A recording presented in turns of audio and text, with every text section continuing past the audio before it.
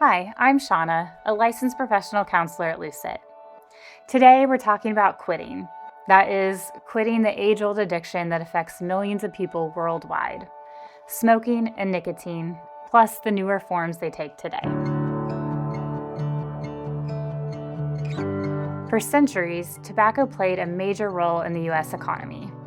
In colonial times, it was so valuable that it was used as currency. By the 20th century, smoking cigarettes was an integral part of our culture, advertised as glamorous, social, and even healthy. But as medical research advanced, we learned that the nicotine in cigarettes is highly addictive and that smoking carries serious health risks. Today, we know that smoking is the leading cause of preventable disease and death in the U.S. Despite that, the use of cigarettes and even more recently vapes persist. Quitting is tough, but the sharp decline in smokers from the 1960s to 2022 is proof that it's possible.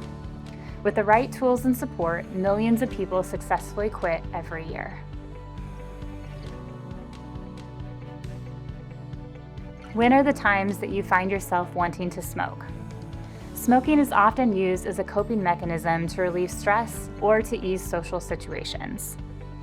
It's also common that smokers might find themselves craving a cigarette when it's paired with another substance, like coffee in the morning or alcohol at a party.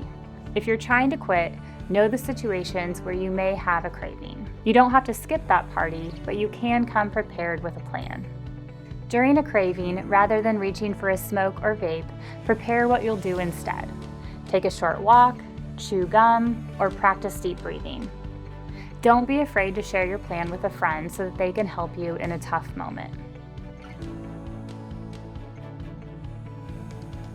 Nicotine addiction is both behavioral and chemical, so unlearning the habit takes time.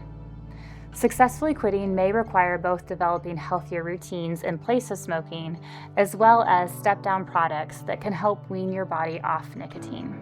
For the physical side of cravings, over-the-counter nicotine replacement therapies like patches, gum, or lozenges can ease withdrawal symptoms and give you a safer way to manage urges as your body adjusts. At the same time, you can aim to change your daily routine.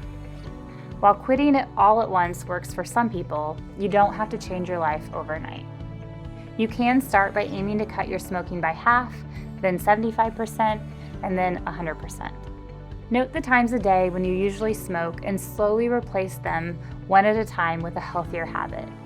Small, consistent changes add up to lasting progress.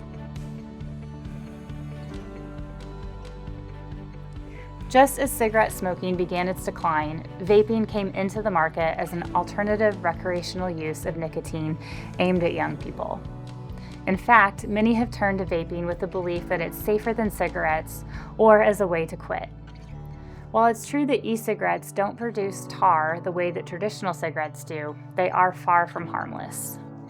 Most vaping products deliver high doses of nicotine, sometimes even more than cigarettes, which can make quitting even harder, especially for young people whose brains are still developing. On top of that, vaping liquids often contain chemicals which can irritate and damage the lungs. If you're trying to quit, don't trade one nicotine habit for another that is potentially even more addictive. Instead, focus on proven nicotine replacement therapies that are designed to help you taper down safely, along with leaning on social support systems. Quitting smoking is one of the best things that you can do for your health. You can join the millions who break free from the nicotine and build a healthier future. If you're ready to quit, connect with resources through your insurance, employee assistance program, or call 1-800-QUIT-NOW for free confidential support. If you like this video or want to know more about mental health or self-care, follow our YouTube or social media accounts or check out our resource library at lucethealth.com/resources. Thanks and take care.